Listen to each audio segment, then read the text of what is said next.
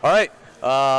We're here with Saultsports following the Senior Boys City Championships. I'm here with head coach Nate Kwofie for the St. Mary's Knights. City champions, two-time city champion now.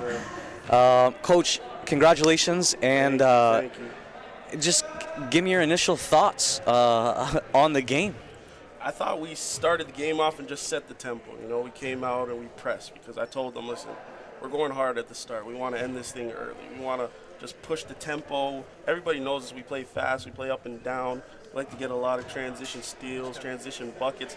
That's been our bread and butter all year, so we just didn't want to stray away from that. But the only thing that we added was our press, man. And we worked on that last year, and we knew it just makes these teams uncomfortable. So we knew we'd have an advantage if we just started off right out the gate with it. I contemplated just like waiting it out and seeing, but I was like, I talked to my coaches and I said, you know what? Right off the jump, we're in it. What was it, a 1-2-1-1 that you started off with? Yes, it was. Trap the ball. Where'd you learn that one from? Sir. Shaka Smart. Shaka Havoc. Smart. Yes, sir. Yeah. See basketball knowledge right there. Look, yes, sir. look, I coached in the Loop for a long time. Exactly. I used to run it against these guys. I used to run it against St. Mary's, okay? Look, players, when they get pressured, you make them feel uncomfortable. Yes, and you could tell that early on, Superior Heights, you really made them feel uncomfortable. Some of their guards were turning the basketball over. They weren't having somebody in the middle of the floor, and your guys fed off that pressure. You guys went out to, I think it was a 10-2 or 10-1 lead. They had called a timeout, and the energy from your bench was huge. You don't just play five guys; you're very deep. So talk about your bench. Talk about the camaraderie within your team, and kind of what you've built here at St. Mary's. Well, honestly, it started last year. I took over the senior boys team, and I just wanted to shift everything. It's been a drought at St. Mary's for a while. There are teams that everybody thought should have done it, and they lost to you guys. They lost to Cora, the White Pines. Yeah, so I just wanted to come out and just make a statement and turn things around, and just the work we put in 6 days a week, man, we grind. Like, we really grind. Our practices are hard. They're very cutthroat. We just always get every single person involved. So whenever their number's called, they're ready to go. And that's why we could go into our bench.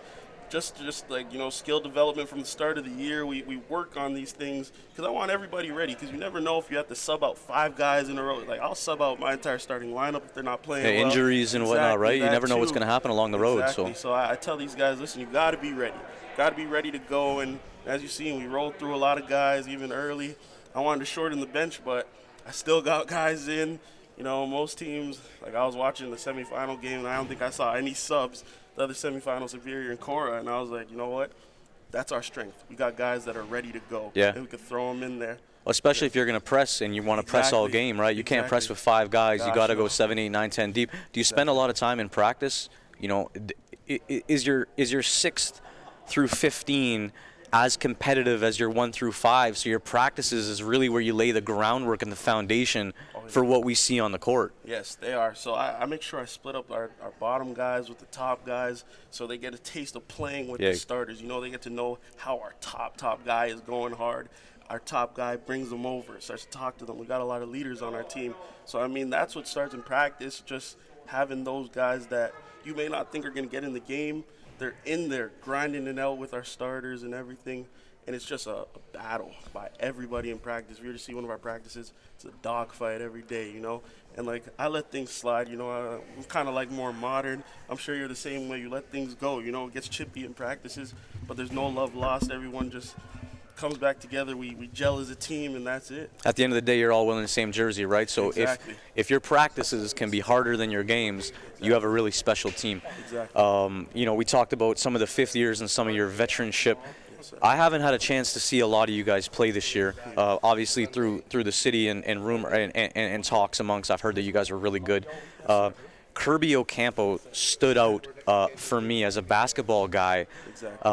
He has the basketball in his hands, and it's like everybody's calm in the gym. As a coach, how special is it to have a guy like that, knowing that you could put the ball in his hands and you don't have to worry about nothing? It's amazing. This is a guy who didn't even start in the starting of the year. I didn't even start him. I had him coming off the bench, giving me very valuable minutes off the bench, and he's just earned his starting role, and he just hasn't looked back. He's a guy that sometimes he'll be out of control, but I know that on the other end he's going to get a stop. If he makes a turnover, he's going to go hard on defense. He's going to get it back on defense. You know, he's a guy that he'll make the best play, and then one time he might make the worst play, but he makes up for it, you know. So I love having him, and he's young, so we got time to grow with him, and he came out. He lived up to the moment right here. This is his first year in Canada, too. You know, he's from the Philippines, just moved here in about August. So, I mean, we got a really good guy who's going to be coming back for us, and I just love his game. Everybody loves his game, too. Like, everybody that watches my games, all my friends back home, I'm talking about, like, guys that are basketball guys that have played youth sports and everything. They're like, yeah, number 4, that's our guy.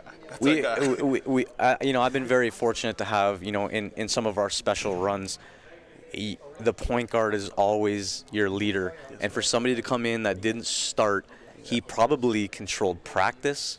He probably grew his role as the season went on. And I'm telling you, that's going to pay dividends, you know, come NASA or close games. Because when, you know, some of your other guys may get out of their shell and panic a little bit, he's always going to calm them down. So I thought he really stood out for me today. And if he's coming back, you know, he's going to be dangerous, man. It's going to be scary, yeah. He's a good kid. I talked to him, you know, a league all-star, and he seems like he's got a really good head on his shoulders, too, very respectful. Very respectful. As soon as I see it every time, he's always just bringing joy to me. He was like, Coach NK. He has like a little soft voice and everything.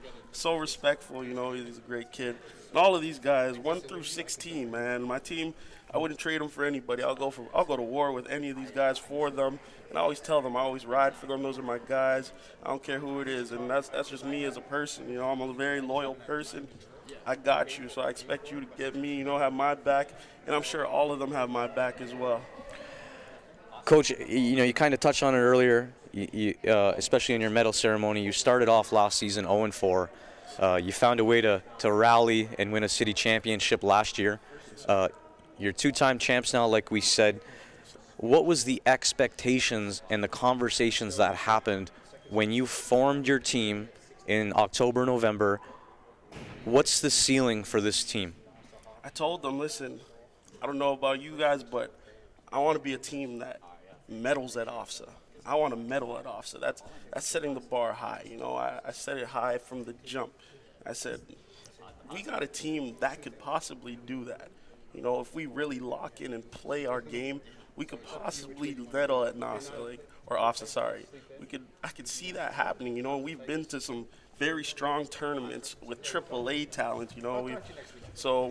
And we've competed. We played against team Hamilton Cathedral. They're probably going to win AAA OFSA, and we battled with them for a little bit. You know, they took it off on us, but we're a AA school. You know, we gave it all we could. We went down to Hamilton. We played in the Silver Fox. Like, the last team from the Sioux played in the Silver Fox. Was us. You guys, Yeah. Yeah, so we went down there. That's the year that we won an antique bronze medalist, and the only reason we won antique bronze and not bronze is because somebody hit a half-court bank shot at the buzzer when we were up 2 points with 3 seconds left on the clock. That's crazy. Man, it still hurts my heart to this day. I can only imagine. Crushing. Okay, wow. We've been but look, I've seen a lot of teams come through the city, you know, in the north.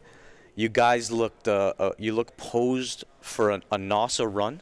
Yes, I wish you the best of luck next weekend. Yes, you handle your business, represent the Sioux, and we'll definitely be watching for you at OFSA. But going down to those types of tournaments and competing against those teams, that's what helps your seeding. Exactly. So it sounds like you're doing all the right things to give yourself the best opportunity for representation if and when you get there. Exactly. Again, you sounds like you're laying the groundwork. So congratulations again, Coach, on your second city championship. Yes, sir. And wish you the best of luck over the next couple of weeks. Thank you so much. All right. Yes, sir. All right.